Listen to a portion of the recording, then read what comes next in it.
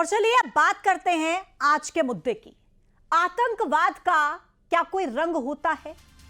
पहले तो ऐसा कुछ नहीं था, लेकिन जब से मालेगांव बम ब्लास्ट में कोर्ट का फैसला आया है, तब से एक नई बहस शुरू हो गई है और वो है आतंकवाद का हरा रंग। साध्वी प्रज्ञा ठाकुर ने कहा है आतंकवाद का रंग हरा है क्योंकि पहलगाम में पूछ पूछ कर हिंदुओं को मारा गया।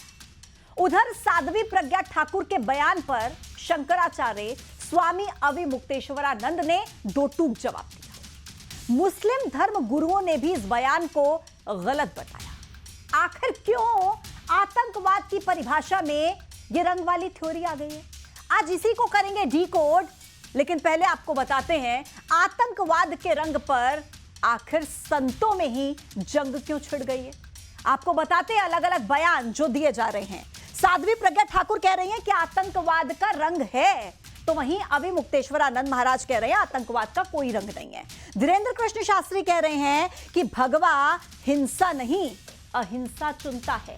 तो ये तीन संत हैं जो बड़े बयान, अलग अलग बयान आतंकवाद के रंग को लेकर दे रहे हैं। एक और देखिए, कह रहे हैं साध्वी प्रज्ञा ठाकुर आतंकवाद का रंग हरा होता है।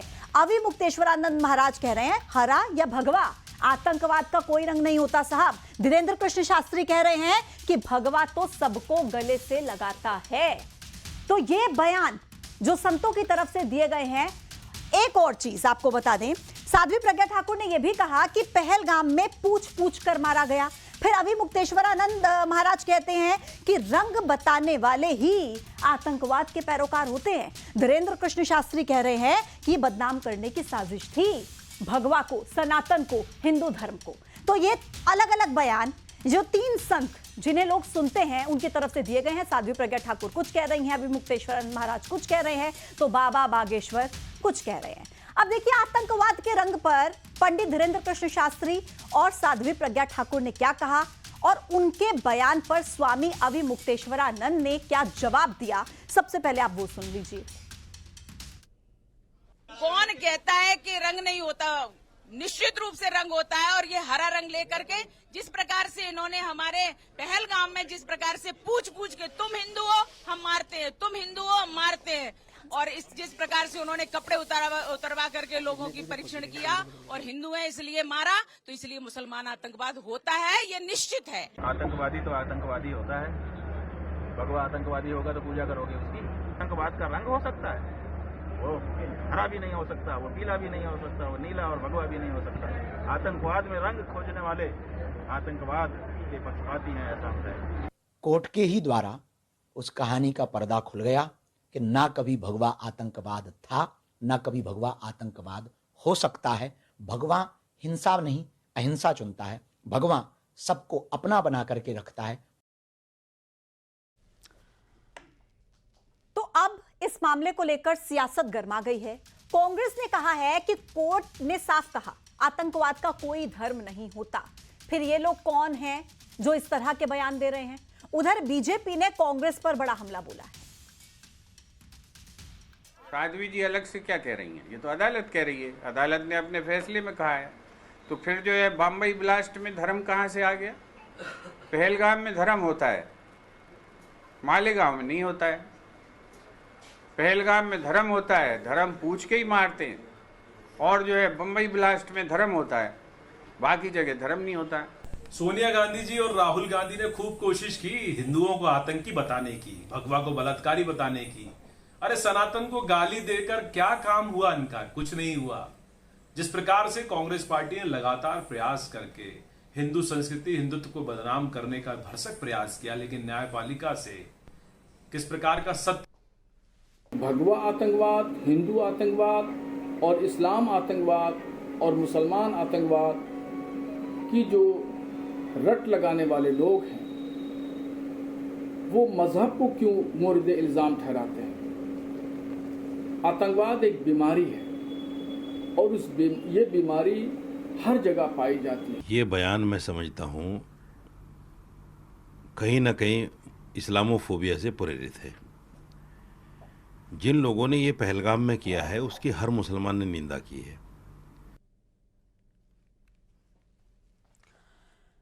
तो संतों जोरदार सियासी बहस के बीच अब आपको मुस्लिम महिलाओं को सुनाते हैं आखिर इन बयानों पर वो क्या कहती हैं, वो आतंकवाद के हरे रंग को किस नजर से देखती हैं।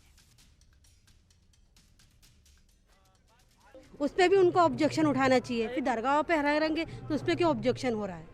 आतंकवाद का कोई मजहब नहीं, कोई चेहरा नहीं, कोई कलर नहीं, कुछ भी नहीं। आतंकवादी सिर्फ आतंकवादी होता है। वही लड़ाना भिड़ाना, इधर का बात उधर, ये हरे पीले क्यों है, लाल गुलाबी क्यों है, बस यही सब है लड़ाना, और कुछ नहीं होता।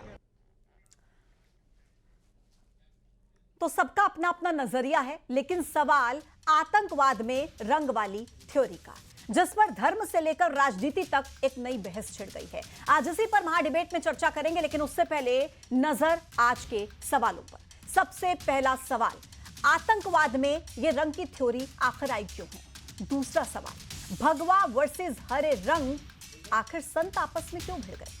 तीसरा सवाल कि जब आतंकवाद का कोई धर्म नहीं है तो ये बयानों का शोर क्यों है? आज इन्हीं सवालों के इर्द गिर्द चर्चा होगी। आपको सबसे पहले मेहमानों से मैं रूबरू करा देती हूं। मेरे साथ खास मेहमानों का पैनल इस वक्त चर्चा में शामिल है। विवेक त्रिपाठी कांग्रेस के प्रवक्ता कनेक्ट हो गए हैं, शेख रुस्तम मुस्लिम स्कॉलर हमारे साथ कनेक्ट है, राकेश चतुर्वेदी हिंदू धर्म गुरु हमारे साथ कनेक्ट हो गए हैं, प्रियंका दुबे बीजेपी की प्रवक्ता हमारे साथ कनेक्ट हो गई हैं, संजय राणा राजनीतिक विश्लेषक स्टूडियो में इस वक्त मेरे साथ मौजूद हैं। सबसे पहले आप सभी का बहुत बहुत स्वागत है। प्रियंका दुबे जी, आप ही के साथ शुरुआत करते हुए बताइए मैम कि क्या आतंक का रंग होता है, हरा होता है, भगवा होता है नहीं होता है, क्या कहेंगे आप?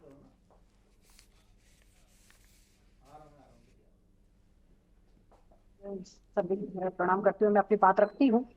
आतंकवाद हो या कोई भी ऐसा तत्व जो कि देश की शांति को भंग करने का प्रयास करता है, उसका कलर है या नहीं है, लेकिन उनकी मंशा जरूर देश को तोड़ने की होती है। हमारा देश पंथ निरपेक्ष है, ये बात सभी जानते हैं और इस पे हम गर्व भी करते आए हैं। परंतु किसी एक धर्म विशेष को बार बार टारगेट कर जब किया जाएगा, उनसे डेंगू, मलेरिया, एड्स और एक थ्योरी गढ़ने की कोशिश की जाएगी कि भगवा आतंकवाद जैसी थ्योरी, जिसके लिए माननीय सर्वोच्च न्यायालय को भी कहना पड़ा कि भगवा आतंकवाद हो ही नहीं सकता, क्योंकि हमारी जो संस्कृति है वो सर्वमान्य है। सर्वे भवन्तु सुखिनः के कल्याण और विश्व के कल्याण की भावना को लेकर के जो चलती आई है। आज हमारे देश में जितने भी देश धर्म और देश पंथ को मारने वाले लोग रहते हैं, वो अपने सर्व ही जितने भी धार्मिक मान्यताओं को मानते हुए हंसी खुशी से रहते हैं। सभी धर्म गुरुओं का सम्मान जब होता है, तो वहां पे जब भगवा आतंकवाद की तुष्टीकरण की राजनीति को करने वाले लोग जब आतंकियों को पोषित करने के लिए, अलगाववाद को पोषित करने के लिए, जब किसी विशेष वर्ग को शोषित करने का, दबाने का प्रयास करेंगे, तब इस प्रकार की थ्योरियां निकल करके आती है। प्रियंका जी कि आतंकवाद का कोई धर्म नहीं होता, कोई रंग नहीं होता, भगवा या इस्लामिक धर्म या फिर मुसलमान, कुछ नहीं होता। लेकिन समस्या वहां पर आती है पूजा जी, जब कुछ लोग विशेष तरह से तुष्टीकरण की राजनीति करके किसी वर्ग विशेष को टारगेट करेंगे, उनकी धार्मिक मान्यताओं को टारगेट करेंगे, बार बार उनकी भावनाओं को आहत करेंगे, तो इस प्रकार की भाषा निकल के आना सिंपल सी ठीक है। आज प्रियंका जी, विवेक त्रिपाठी जी बताइए, आतंकवाद का रंग होता है क्या?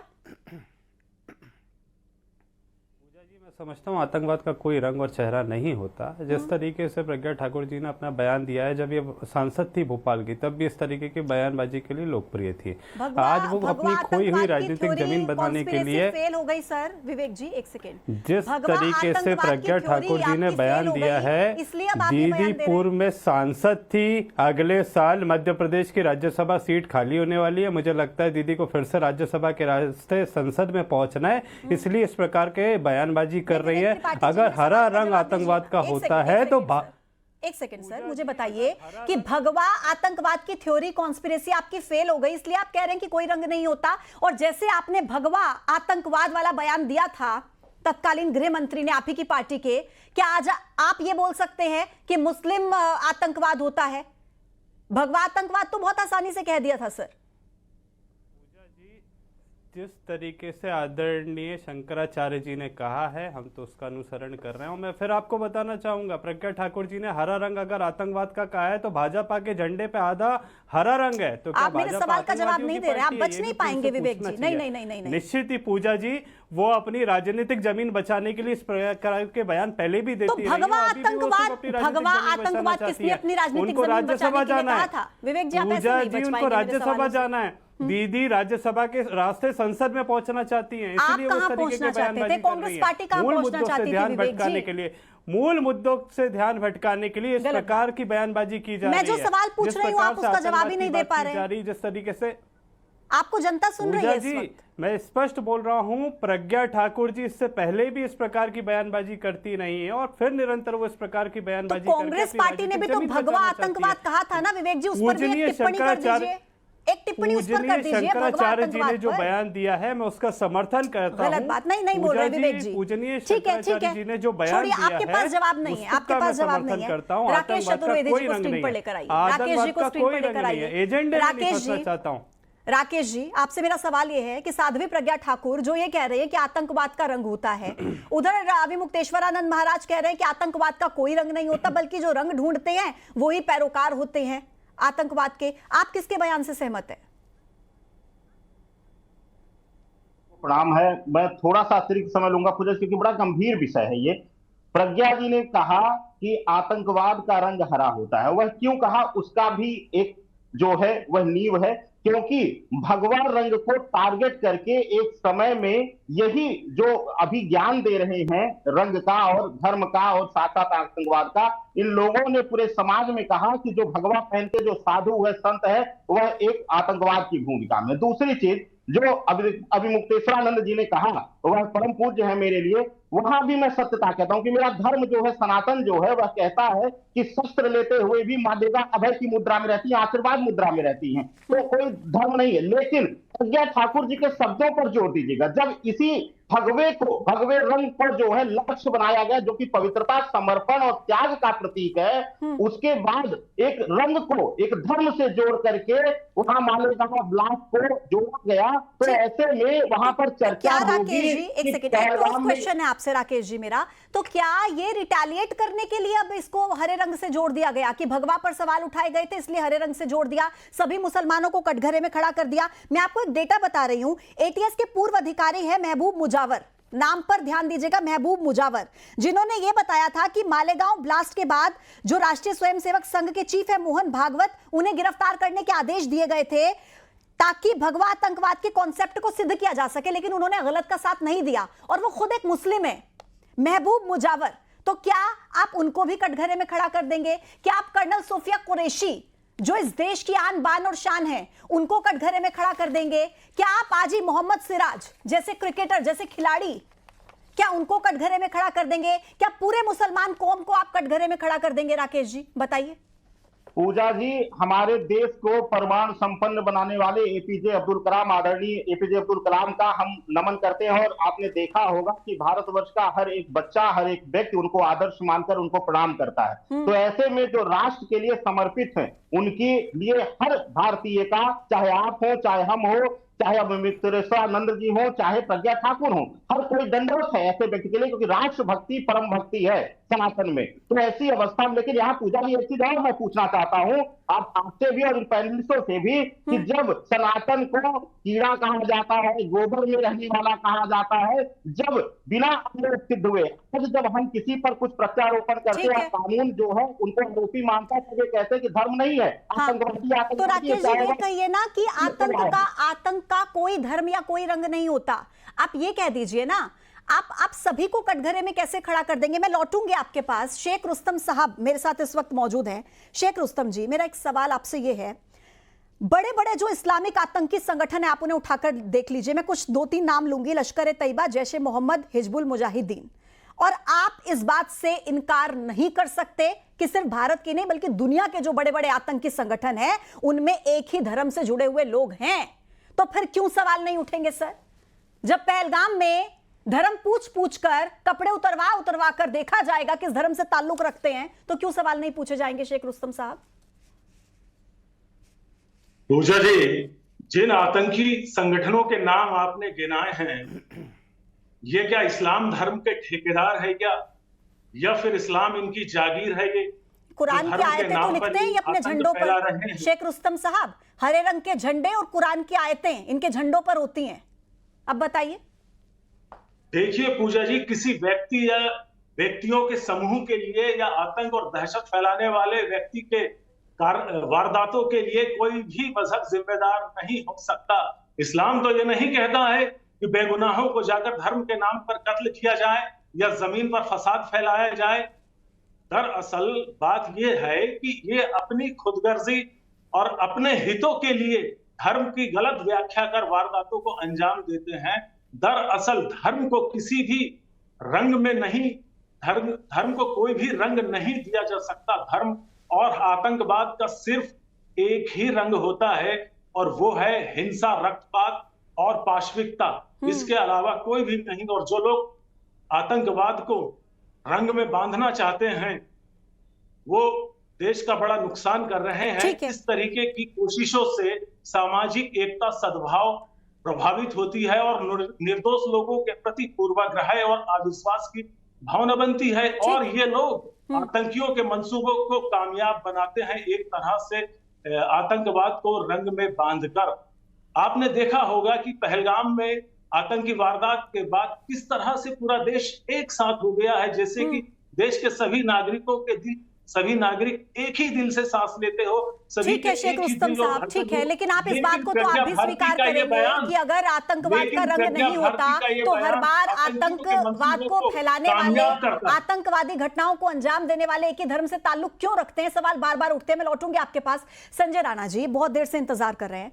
सर बताइए कि क्या आपको लगता है कि वोट बैंक की राजनीति के चक्कर में, तुष्टीकरण की राजनीति के चक्कर में दो समुदायों को आमने सामने लाकर खड़ा कर दिया और अपना उल्लू सीधा करने के लिए सब करना, क्या आपको लगता है यही मकसद है ये भगवा आतंकवाद और ये मुस्लिम आतंकवाद का? पूजा जी गुड इवनिंग टाइम फैलो पे। देखिए जब आप चर्चा करती हैं आतंकवाद की और अपीसमेंट पॉलिटिक्स की तो देखना पड़ेगा अपीसमेंट चालू किसने किया था? कांग्रेस ने चालू किया था। सेफ्रन टेरर क्या है? 26 से 11 आरएसएस टेरर जो किताब किसने विमोचन किया था? इनके लोगों ने विमोचन किया था। नंबर 1। नंबर 2 बता दीजिए कि मुस्लिम पर्सनल लॉ बोर्ड हो, चाहे वक्फ बोर्ड हो, चाहे दूसरी भी चीजें हैं, वो किसने बनाई है? कांग्रेस ने बनाई है।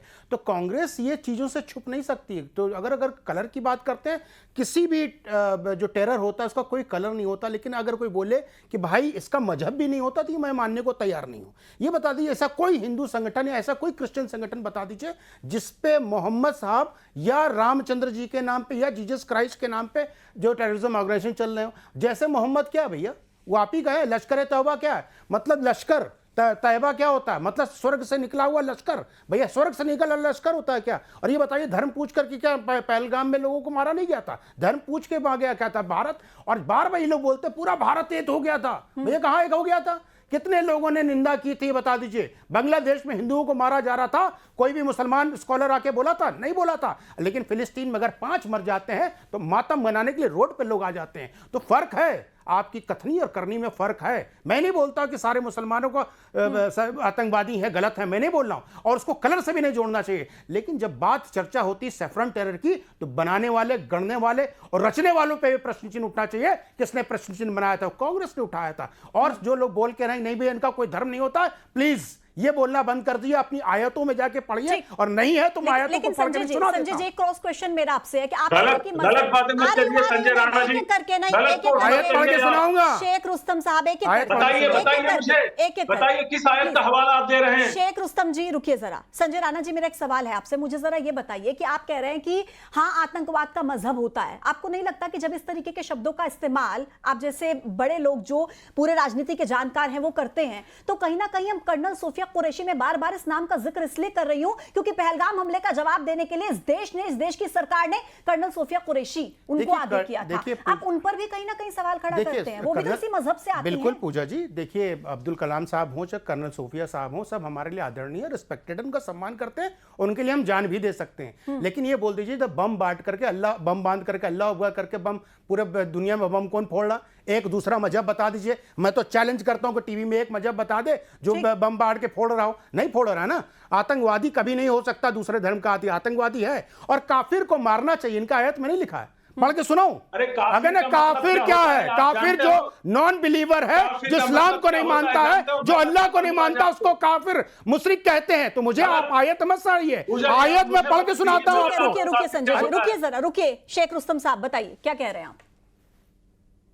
पूजा जी, संजय राणा जी काफिर शब्द का गलत अर्थ निकाल रहे हैं। काफिर वो होता है अपने हिसाब से जो नॉन बिलीवर है, आप मुझे मुशरिक है। मुशरिक का मतलब क्या होता है बताओ भैया? ये उर्दू वर्ड है। काफिर का मतलब क्या होता है? नॉन बिलीवर है। आपके कुरान में लिखा हुआ है, दोस्त who are not believing on your religion, और अल्लाह को नहीं मानते हैं उनको मार दो। आपकी किताब में लिखा हुआ है, आपकी किताब में लिखा है, नॉन जो आपके धर्म को नहीं मानते आपका दोस्त नहीं हो सकता। रुकिए, प्लीज रुकिए, मेरे पास आखिरी के 2 मिनट है और मेरा एक एक सवाल बहुत अहम है। प्रियंका दुबे जी, आपसे ये सवाल, क्योंकि संजय राणा जी भी इसका जिक्र कर रहे हैं कि अगर सेफरन टेररिज्म की बात की जाती है तो कहीं ऐसा तो नहीं कि भारतीय जनता पार्टी उसी को रिटालिएट करते हुए अब आतंकवाद को हरे रंग से जोड़ रही है या मुसलमान से जोड़ रही है? आप ऐसा कर रहे हैं क्या प्रियंका जी?